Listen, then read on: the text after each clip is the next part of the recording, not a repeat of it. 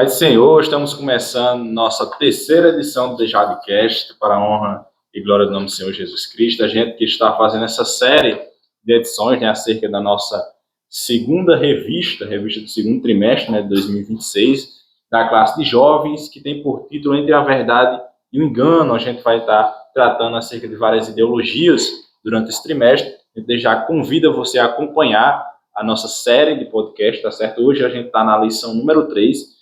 Vamos falar acerca da falácia do relativismo ético-moral, tá certo? Então, eu me chamo Ravel Soares, tá certo? Eu sou líder de jovens daqui de Patu, Rio Grande do Norte. A gente é pastoreado pelo pastor José Luiz de Oliveira, tá certo? O superintendente da nossa escola dominical é o nosso irmão Francisco Soares. A gente está aqui gravando essa edição justamente em cima do conteúdo da Escola Bíblica Dominical. Está conosco o irmão Felipe, agora ele vai se apresentar e dizer também as expectativas que ele tem para essa edição. Pai do Senhor, povo de Deus, como já foi dito, meu nome é Felipe, sou diácono e também professor da EBD, e é muito satisfatório para mim, né? Eu estou muito feliz por essa oportunidade de estar participando da sala de jovens como professor e também estar nesse podcast falando de temas tão atuais, né? Eu acredito que nessa aula de hoje a gente vai conseguir fazer ponto com as demais e enriquecer mais ainda, ter uma compreensão melhor e poder colocar em prática também a respeito desse tema tão importante que é tratar sobre esse relativismo ético-moral, né? Amém. Para você que tem a revista que você não tenha, a gente vai estar hoje com a lição número 3, a falácia do relativismo ético-moral. O nosso texto principal é baseado lá em Isaías 5:20, que diz: ai dos que ao mal chamam bem, e ao bem mal, que fazem da escuridade luz e da luz escuridade, e fazem do amargo doce e do doce amargo. O resumo da nossa lição diz: a fé cristã afirma que Deus é a fonte da moralidade e que seus princípios revelados nas Escrituras são universais, imutáveis e essenciais para uma vida justa, tá certo? Então a gente vai estar tratando acerca desse relativismo. Se você não sabe o que é, se você nunca ouviu falar em relativismo ético-moral, eu te convido desde já a assistir o nosso podcast, compartilhar, comentar, para que a gente possa estar trazendo mais conteúdos como esse. Irmão Felipe, a gente vai partir aqui para algumas perguntas, para que a gente possa fazer o estudo da nossa lição, tá certo? Então, eu queria começar perguntando a você o que é relativismo ético-moral e o que o relativismo ético-moral defende. Certo, vamos lá. Quando a gente fala de relativismo ético-moral, a gente está falando da relativização tanto dos aspectos morais como dos aspectos éticos. Moralidade, a gente se delimita a questões do que é legal e o que é ilegal. E a ética, a gente entende como a compreensão desses princípios. Por exemplo, o que é ético é aquilo que é baseado em alguns princípios. Então, quando eu falo em relativização ético-moral, estou relativizando os dois, a ética e a moralidade. Eu estou relativizando a moralidade como as leis e a ética como os ensinamentos a partir das leis enquanto princípios.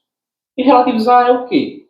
É quando eu coloco a subjetividade acima da verdade, ou seja, o meu subjetivo, a minha vontade, a minha pessoalidade, à frente do que é objetivo, do que é verdadeiro, do que é a verdade. Então, nos tempos que nós estamos vivendo, existe isso, esse relativismo, em que a verdade toma uma proporção de subjetividade no pensamento e nas emoções também das pessoas. Então, é mais do que o que é dito também, é o que vem da linha de pensamento de cada um. Então é como se fosse cada um vivendo conforme as suas regras, né? Tipo, minha vida, minhas regras. Isso, igual o meu corpo, as minhas regras. O que acontece é porque cada pessoa vem ali sobre determinado tema, seja ele qual for, a pessoa vai colocar um pouco da sua vontade, da sua pessoalidade, certo? Sua pessoalidade. Seja, por exemplo, o aborto. Quem é que vai se deter tanto ao aborto? Vai ser provavelmente, muito provavelmente, aquela mulher que abortou.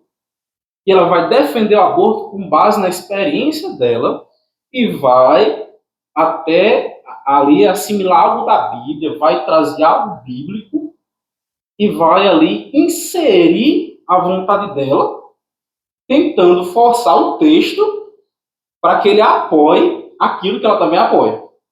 Quando nós relativizamos, nós fazemos isso. Nós queremos que a nossa verdade se sobressaia à verdade bíblica. Mas isso é muito perigoso, viu, Felipe? Porque quando a gente fala em relativizar, basicamente a gente está dizendo depende, não é bem assim, não é por esse caminho. Você tem uma experiência, eu acredito que a gente pode aproveitar aqui, que é a experiência no trânsito, né? Você estudou no trânsito. Então você sabe que, imagina aí, uma situação, um país, uma cidade, um estado, onde as regras de trânsito, ou as leis de trânsito, tudo depende de cada pessoa. A gente sabe que, infelizmente, acontece isso, né? Algumas situações onde cada um quer inventar, não, é minha vez, cada um quer andar conforme as suas próprias regras, e a gente vê isso, imagina na vida espiritual. Sim, Ravel, isso que você está falando, a questão do trânsito, né, como um exemplo, a gente, quando pensa nessa hipótese que você está dando, né, de um trânsito totalmente onde cada um vai viver conforme aquilo que acha, a gente acaba lembrando da nossa sociedade. O que é a nossa sociedade? Nós estamos vivendo tempos em que as pessoas são amantes de si mesmo, como Paulo dizia, pessoas que procuram ensinadores, pastores para si, conforme as suas expectativas, conforme aquilo que elas gostam, e a gente está vendo hoje o resultado. Qual é o resultado disso?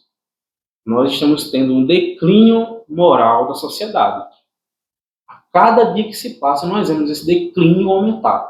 A sociedade está descendo uma grande ladeira, um grande abismo. Em que hoje o errado, né, o que se considerava errado no passado, hoje não está sendo considerado mais. Valores que os nossos pais, nossos avós defendiam ferrenhamente, hoje estão sendo descartados como se não fossem mais nada. Verdade.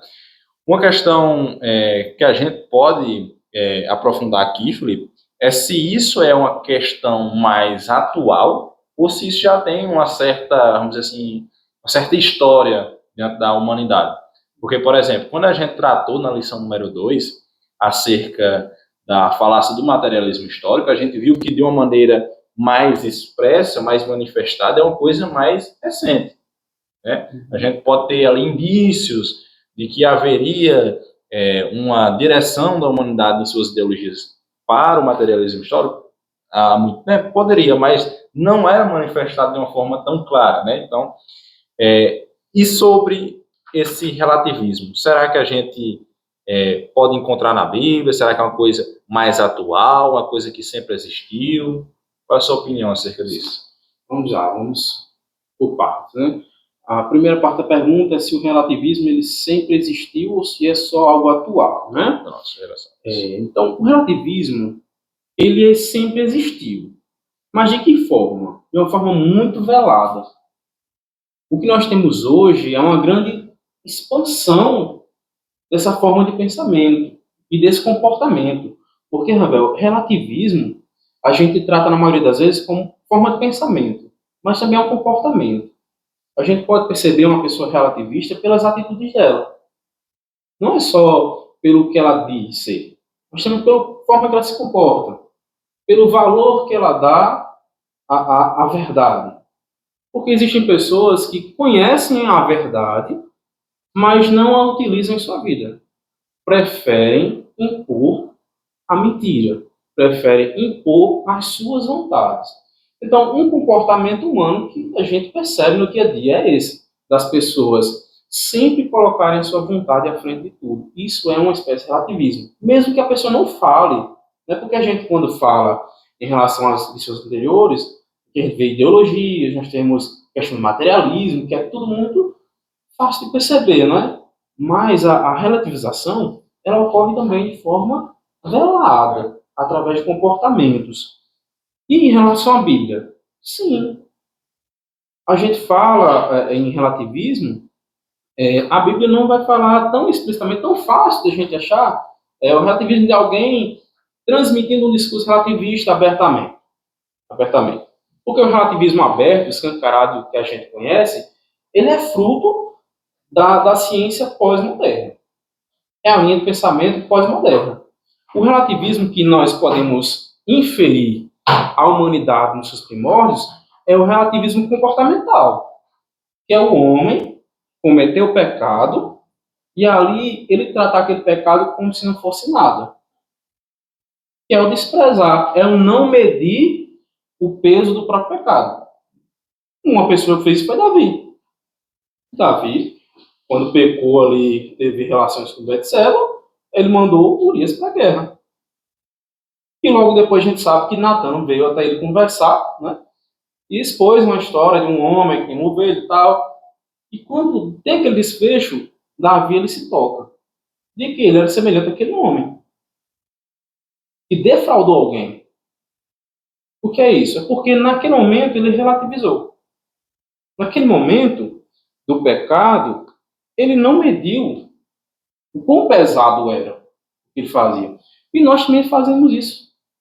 Nós, enquanto humanidade, nós fazemos o nosso pecado como se ele fosse coisa pequena. É o famoso pecadinho.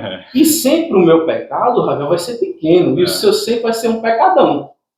Porque entra a subjetividade. Subjetividade é isso. É eu tratar o meu pecado como algo normal, como algo pequeno e fácil de resolver. E o do outro não. O do outro sempre é mais difícil. E isso é um comportamento que vem desde os primórdios. Davi é um exemplo, né? Davi é um exemplo. O próprio Adão, ele vai culpar a mulher. O diabo, ele não vai tratar da árvore do conhecimento minimal como algo errado. Satanás ele vai relativizar isso também. Porque a relativização é uma forma que Satanás tem utilizado no nosso tempo, e também já tem usado desde os primórdios, para o quê? Diminuir o peso do pecado aos nossos olhos.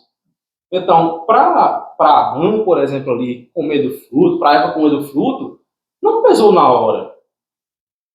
Eles sabiam que estavam desobedecendo. Eles sabiam que estavam pecando, que não estavam cumprindo, né? Estavam quebrando o mandamento do Senhor. O relativismo é isso. A pessoa sabe que não está cumprindo, mas ela se justifica por meio de alguma outra coisa. Como você citou, né? O exemplo de Adão é muito claro. Não, foi culpa de Eva, a mulher que tu me deste, né? Já o ganho. Foi a mulher que você usa a coação, né? Um exemplo de coação. A pessoa que ela gosta de relativizar, ela sempre coloca um tipo de desculpa. A relativização ela vem dessa subjetividade de alguém que tem uma desculpa pessoal.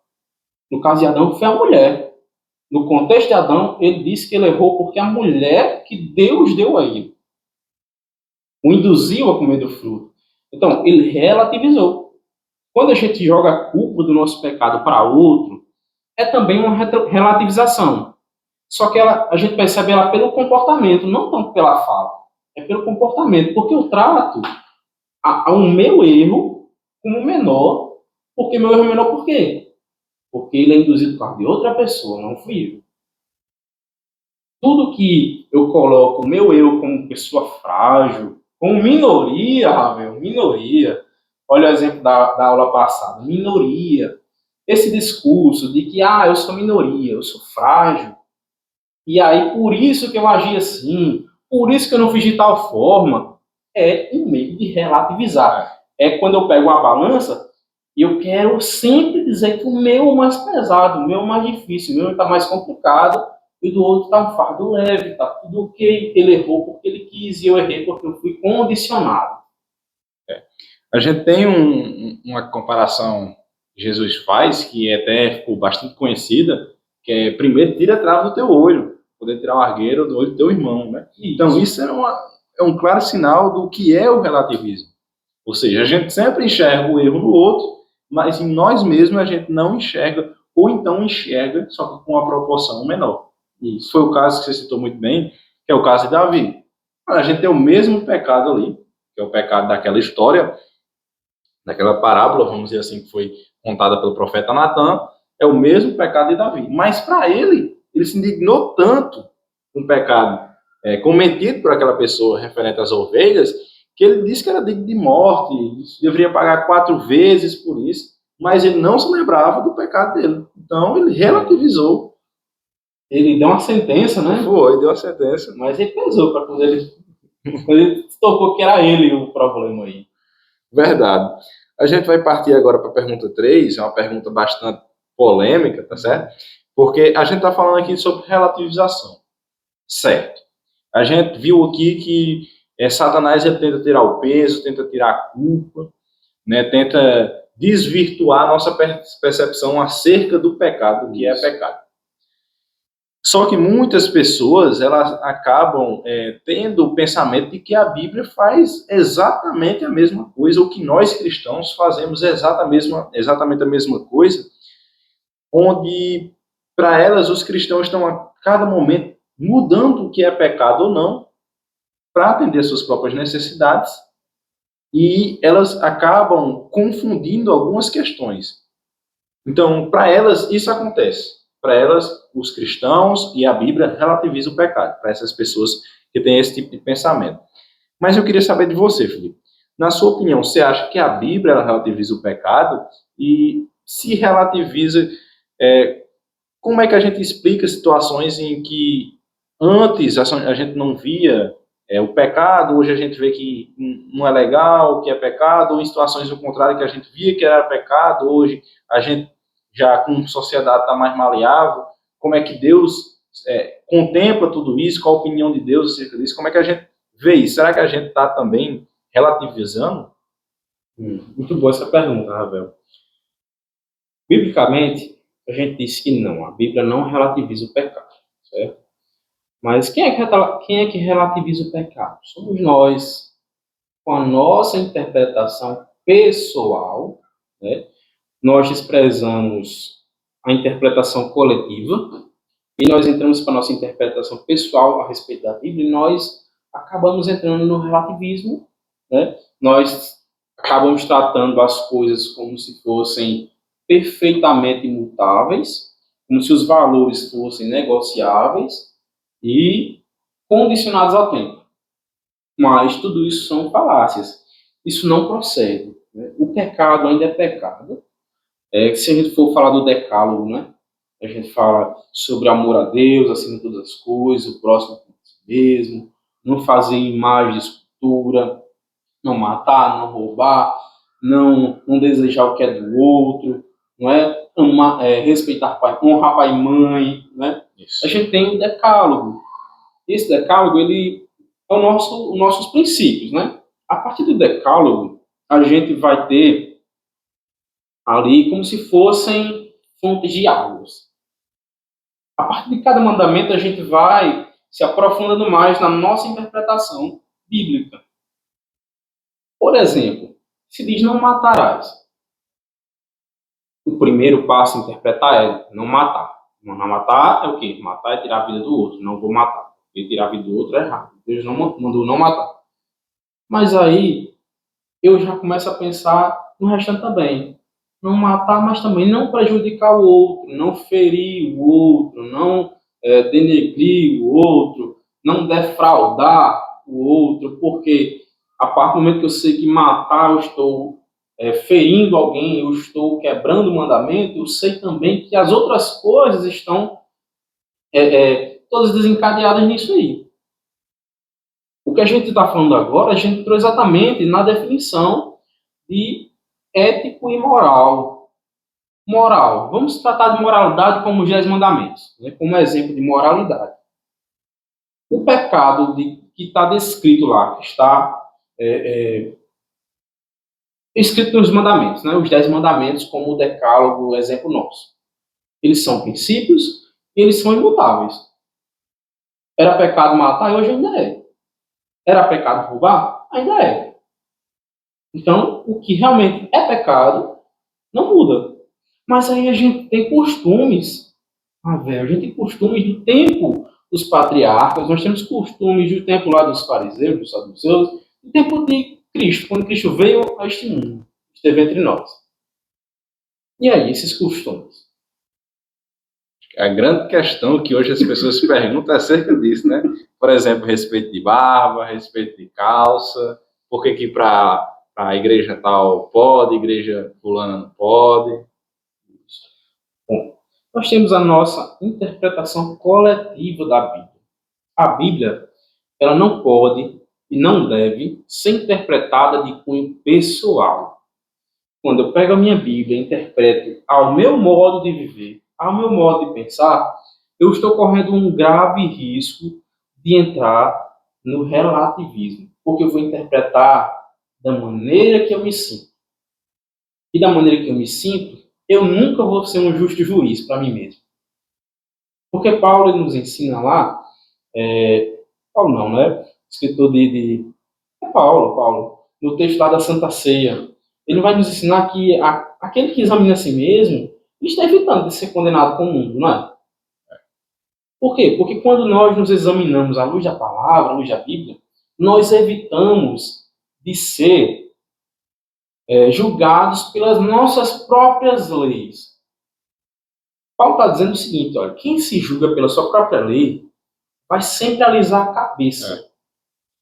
De modo que vai encobrir os próprios erros, vai encobrir os próprios pecados. E quando eu encubro o meu pecado, como é que eu vou ser sarado? Como é que eu vou ser transformado? Nunca. Porque eu estou encobrindo, eu estou passando o pano para o meu erro. E aí, quando eu faço o contrário, que eu me avalio segundo as Escrituras, faço minha autoanálise com base nas Escrituras, que são a verdade, né? Que a palavra de Deus é a verdade, Jesus Cristo é a verdade, e aí a gente entra no ponto da verdade absoluta, que é Jesus Cristo, nós somos realmente transformados, nós somos realmente modificados. E aí tem costumes, né? Temos os costumes, que é a questão de barba, e mulher usar calça, usar saia e tal.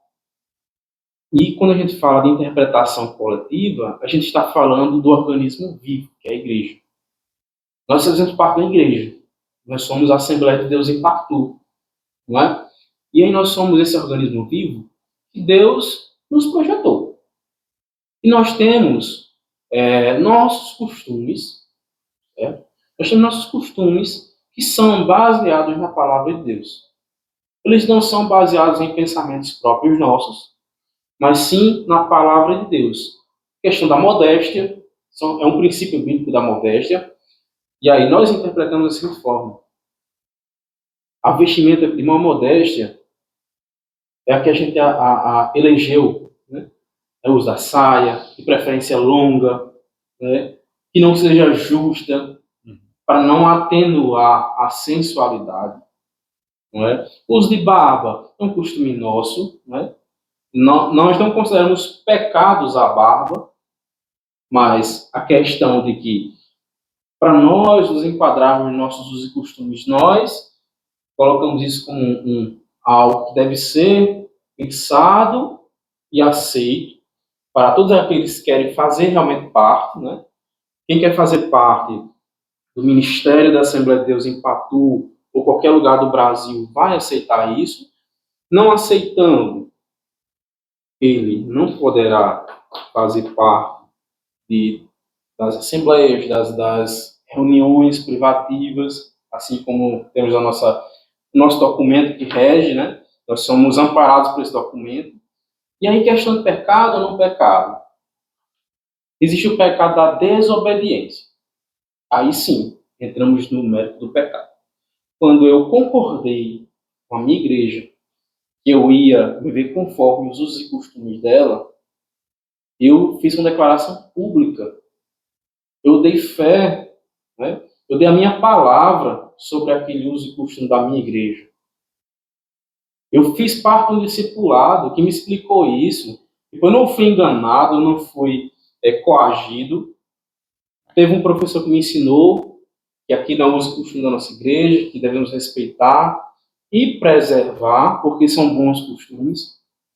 E aí, um momento que eu não quero mais, eu estou em pecado com aquele corpo, com aquele elemento vivo. Porque eu estou em desarmonia, estou em desacordo, desunião com os membros. E aí, um relacionamento, ele é importante. Relacionar-se enquanto igreja é importante. Quando eu causo feridas na comunhão, eu estou pecando.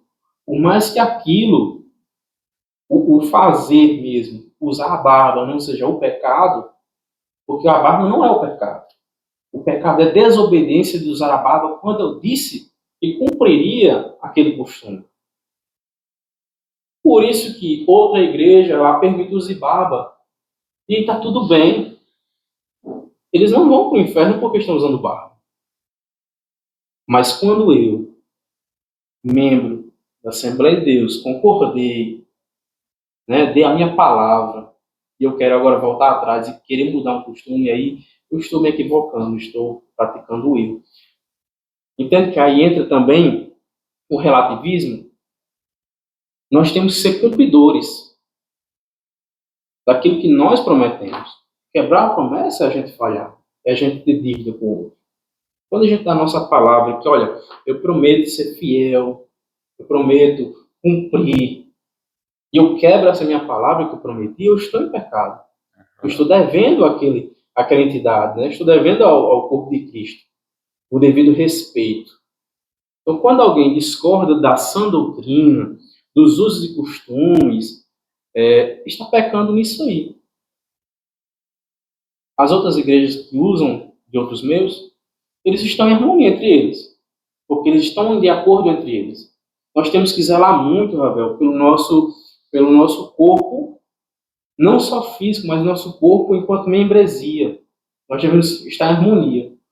O que nós estamos vendo no mundo é um desrespeito a todo e qualquer tipo de instituição organizada. O que nós estamos vendo nesse momento é um momento de desconstrução de toda e qualquer organização. Satanás ele tem investido para destruir as organizações.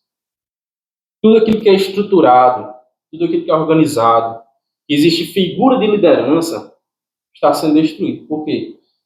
Para implementar um relativismo.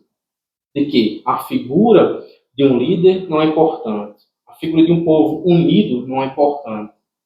A palavra regendo um povo não é importante para eles. Entende? Verdade. A gente vê, essa é uma questão que rende bastante, né? Mas a gente vê que isso não é somente na igreja, né? Quando a gente parte para analisar outras organizações, a gente vê que existem coisas também. Por exemplo, meu irmão, ele foi agora fazer a reservista, né? Ele foi e deu início ao processo, mas precisa fazer o juramento da bandeira e tudo mais. Só que ele voltou, por quê? Porque não estava totalmente adequado no seu padrão de vestimenta que era para estar. Isso. É porque a gente tem que obedecer aos regimentos da instituição. Seja ela qual for, de cunho religioso, ao qual nós estamos inseridos, de cunho civil, não é? Nós devemos estar de acordo com a instituição a qual nós queremos fazer parte. Se seu irmão queria fazer parte do exército, ele não poderia estar em desacordo com o exército. Né? Aí é o conceito de Jesus dá. Jesus fala disso. Um reino subdividido não subsiste. O que é essa subdivisão? É quando um não está de acordo com o outro. Nós precisamos estar de acordo. Eu não posso colocar o meu eu à frente do outro, no sentido de comunhão. Se eu quero ter comunhão com você, Ravel, eu tenho que desprender de mim mesmo para muitas coisas. Porque eu não posso chegar já colocando a minha subjetividade como um parâmetro, como uma regra de convivência. Não é a partir de mim, é a partir da palavra. Se a palavra diz que tal coisa é errada, eu não vou fazer. Se a palavra diz que tal coisa é certa, eu devo fazer. O que nós estamos vivendo é um momento de falta de integridade, que é é causado pelo relativismo. E ele aumenta mais o relativismo. O relativismo causou essa falta de integridade, e essa falta de integridade aumenta mais o relativismo. O que é que eu estou querendo dizer? Quando eu não tenho integridade, no sentido de quê? está expressa uma regra do que é certo e o que é errado. E ali eu não quero cumprir ela literalmente, integralmente. Eu quero apenas cumprir aquilo que me cabe, aquilo que eu acho adequado para mim. Quando eu não cumpro aquilo que me foi imposto, eu só quero cumprir aquilo que eu acho adequado para mim, eu não estou faltando com a integridade. Eu estou sendo incompleto. Eu estou sendo incompleto com a verdade. E aí, isso gera uma fraqueza, que gera um declínio, que gera mais relativismo. Então, a gente precisa, enquanto membresia, enquanto cristãos, enquanto seguidores de Cristo, né, ter a integridade de seguir passo a passo, seja em relação ao que está expressamente qualificado na Bíblia, como também a costumes e usos. Verdade. Você falou muito bem. A respeito dessa questão, a gente, por exemplo, usando o exemplo que eu dei, não é que ali está tendo um desvio ético, moral, né? A questão do padrão da vestimenta, que está de acordo. Não é que houve, mas existe, tem que ser realizado. Por exemplo, existe casas, famílias, hoje a gente não vê tanto mais isso, né? Mas que a regra é que todo mundo tem que comer ao mesmo tempo na mesa. Sim. Não é que comer fora da mesa ou depois do horário seja um erro ético, moral, agora uma questão tão grave, não. Mas é porque é uma padronização daquela família. Isso. E quando você foge disso, você está cometendo um erro com um corpo, uma família que você tinha combinado. Então, entendam, não é que a pessoa que foge disso está cometendo um erro grave, ético, moral, não. É porque ela só não está dentro, cumprindo com aquilo que ela havia prometido, dentro de uma organização, certo? A gente vai agora para a nossa quarta pergunta, que é uma pergunta que fala se nós estamos vivendo, Felipe, em uma inversão de valores, onde o certo virou errado e o errado certo. Você acha isso? Sim. Nós estamos vivendo no século XXI, na ciência pós-moderna, na sociedade pós-moderna, uma série de descasos, né, em que as pessoas tratam valores antigos como coisas retrógradas e inviáveis, do ponto de que os valores que meu pai e minha mãe defendiam, não estou nem falando de Bíblia, estou falando de valores sociais. Não estou nem entrando no bíblico ainda, estou falando dos sociais. Nós estamos vivendo em uma sociedade que está quebrando padrões, está quebrando princípios que os nossos antepassados eles lutaram para estabelecer. É o que a Bíblia chama de remover os marcos antigos, né? Quando a gente remove marcos antigos. O que os antigos fizeram, todo o trabalho para ter uma sociedade organizada, para ter direitos, para ter deveres pré-estabelecidos. Nós estamos vendo que a sociedade atual luta para quebrar toda essa estrutura. E quando se fala de Bíblia, também, nós estamos tendo cada dia mais igrejas com padrões fora do padrão que Cristo pré-estabeleceu. Nós estamos tendo igrejas inclusivas, por exemplo, em que o pecado da homossexualidade não é mais pecado para eles. E até se tornou um assunto delicado de se falar, em que a gente não tem mais tanta abertura para falar, porque pode ser compreendido de forma errônea como algo até criminoso. Então, que foi pré-estabelecido, que foi estabelecido na sociedade atual, é muito perigoso.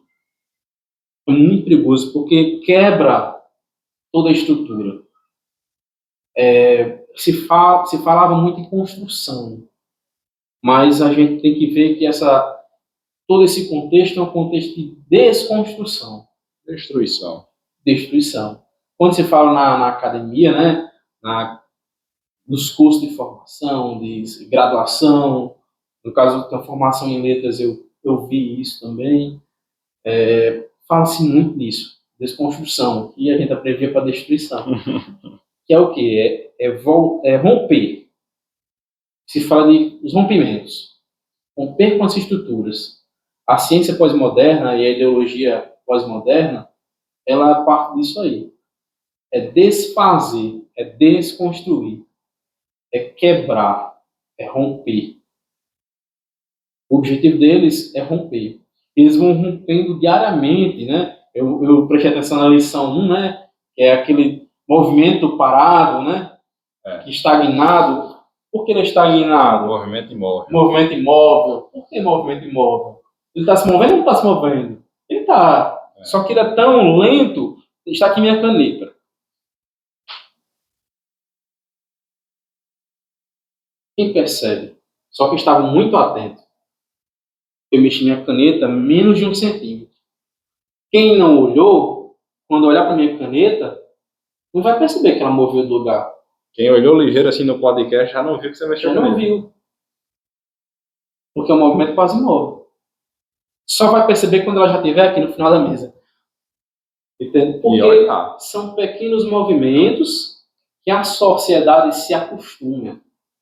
E quando a sociedade se adapta a esses pequenos movimentos, ela só vai perceber, e olhe lá, se ela não perceber, quando já aconteceu algo muito mais grave.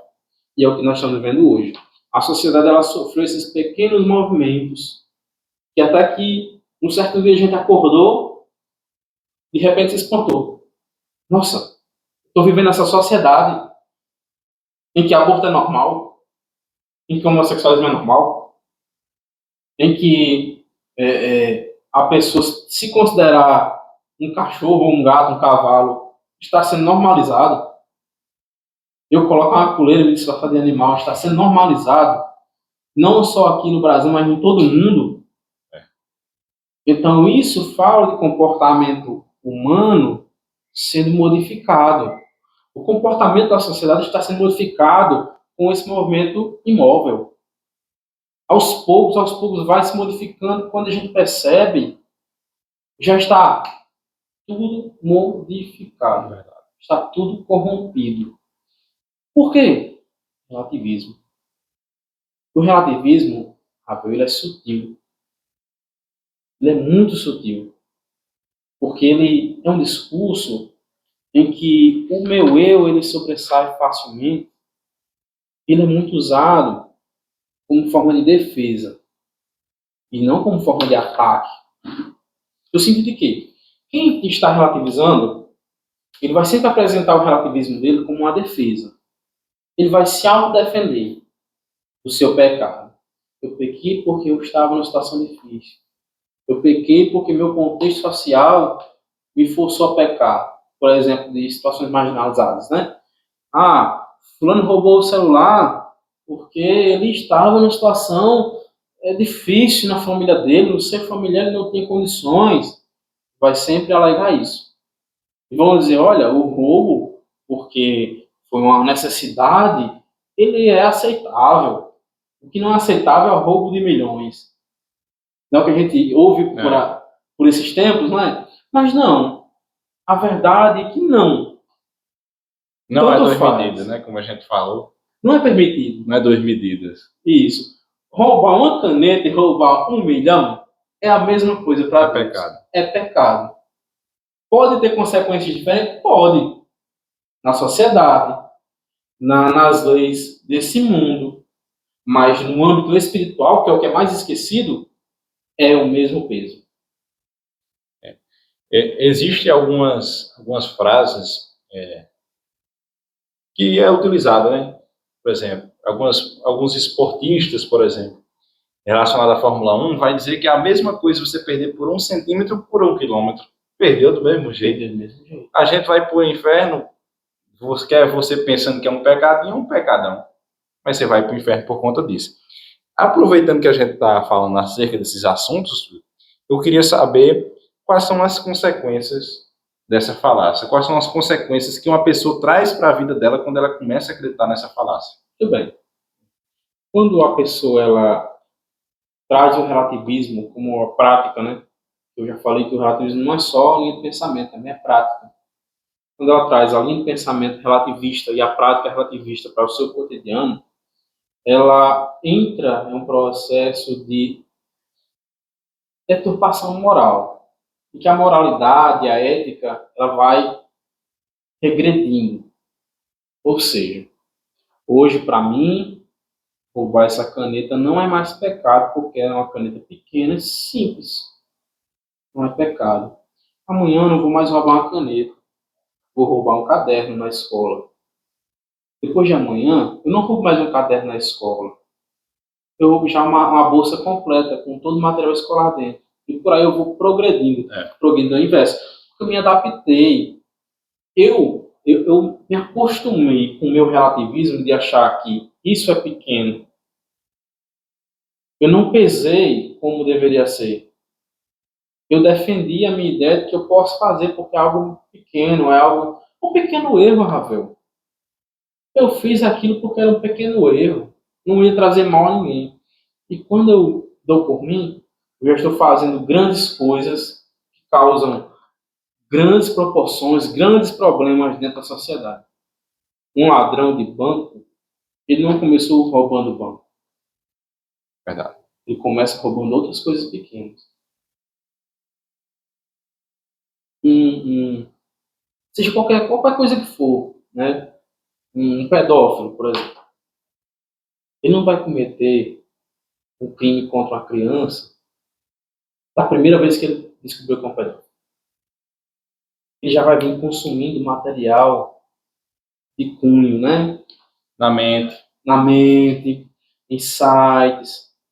E aí até o ponto que ele vai para algo mais pesado dentro da sociedade, dentro dos olhos da sociedade.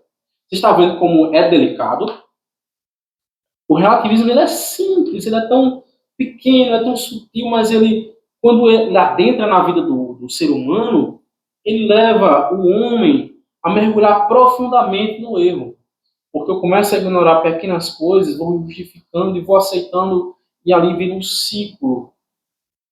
Quando eu dou por mim, eu já estou fazendo tudo que às vezes eu até achava anteriormente errado. O pecado, ele anda lado a lado com o relativismo. Porque o relativismo é a defesa do próprio pecado. Toda vez que nós pecamos e tentamos defender um pouco do nosso pecado, amenizar um pouco do nosso pecado através do pensamento, nós estamos nos afundando mais ainda. A Bíblia nos ensina que aquele que confessa e deixa alcança a misericórdia. Verdade.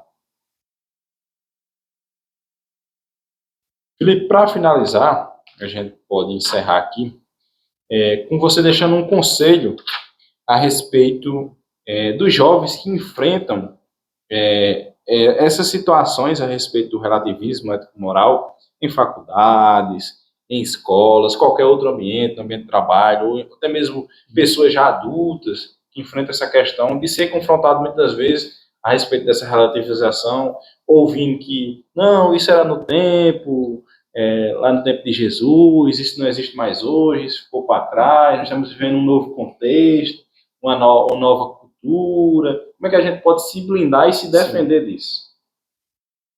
A Bíblia diz: conhecereis a verdade, e a verdade vos libertará. A academia fala que não existe verdade absoluta, mas a verdade absoluta é Cristo. Cristo, ele é a verdade. Quem está firmado em Cristo não será confundido. Aquele que está firmado em Jesus Cristo, ele vence todas essas coisas. Se a gente quer vencer o relativismo ético-moral, a gente não vai vencer com nossas próprias armas, Rafael. Não tem como. Não tem como eu vencer o relativismo com minhas próprias armas. Eu tenho que vencer o relativismo com a firmeza da palavra de Deus. Eu tenho que me firmar na verdade do Evangelho. Se a Bíblia diz que é pecado, eu vou defender que é pecado. Se a Bíblia diz que não é pecado, eu vou dizer que não é pecado. Se a Bíblia diz que eu devo fazer isso ou aquilo, eu vou fazer isso ou aquilo. É a maneira que eu tenho de vencer o relativismo. Eu tomando uma atitude, eu tomando uma postura. E como é que eu vou fazer isso? Me aprofundando. Se você que está aí do outro lado está começando sua vida acadêmica, entrou para a universidade, você está agora sofrendo os conflitos do relativismo dentro da universidade, você só vai conseguir se você se posicionar biblicamente e socialmente dentro do ambiente que você está.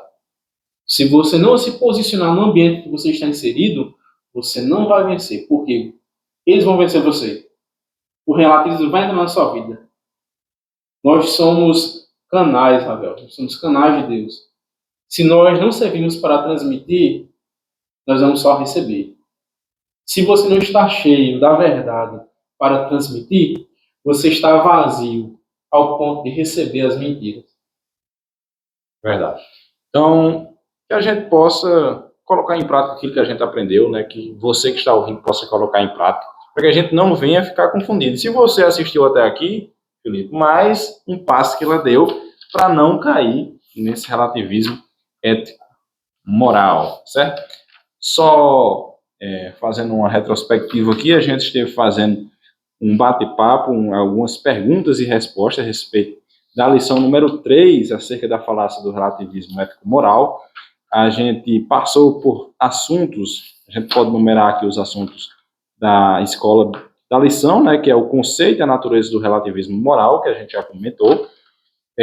O ponto 2 vai falar sobre a perspectiva bíblica sobre a moral, que a gente já comentou, a respeito do que é certo, do que é errado, como Deus é a nossa fonte de moralidade. E o último ponto falava sobre justamente aquilo que nós acabamos de comentar, que é sobre o impacto do relativismo na sociedade e na igreja. Então, a gente já pontuou aqui todos os tópicos da lição, tá certo? E agora eu abro a oportunidade para o Felipe fazer seus comentários finais, também seus agradecimentos. Eu agradeço a oportunidade de estar nesse momento, né, falando mais do Evangelho, de uma forma mais ampla, mais leve, que a gente pode dialogar, né, trazer dúvidas da nossa geração. Eu sou um jovem senhor, né, recém-casado, mas eu ainda sou jovem e eu percebo, né, as aflições da nossa geração, que precisa de firmeza, precisa de estar firmado na palavra, precisa de estar na escola bíblica dominical, né? Quando a gente tem esse podcast, a gente percebe a importância de estar na escola bíblica dominical, porque a gente está fazendo aqui em poucos minutos. Na escola dominical, nós temos a oportunidade de abordar com muito mais tempo, né? Ouvir mais pessoas, né? E a gente espera a interação dos internautas também, nos comentários aí, para a gente também poder falar mais sobre o assunto, né? Então, eu agradeço a Ravel, agradeço a Cláudia, que está ali do outro lado, nos auxiliando, e agradeço também ao nosso pastor José Luiz, né, que tem nos apoiado também.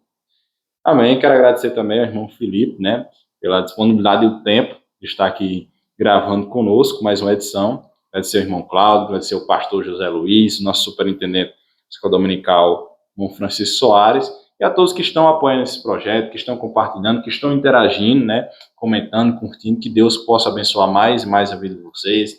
Vocês que ficaram até aqui, até o final assistindo, que Deus continue abençoando. E logo mais a gente terá a nossa 4ª edição do nosso DejadCast. E na próxima aula, Felipe, a gente vai estar falando acerca da falácia da ideologia de gênero. Assunto muito importante e você não pode perder, tá certo? Então já se inscreve no canal, já liga aí, ativa as notificações para que quando sair o 4º episódio do DejadCast acerca da ideologia de gênero, você não venha perder, tá certo? Então a gente agradece o tempo e a dedicação de vocês em estar nos ouvindo, nos assistindo. Até a próxima, se Deus nos permitir.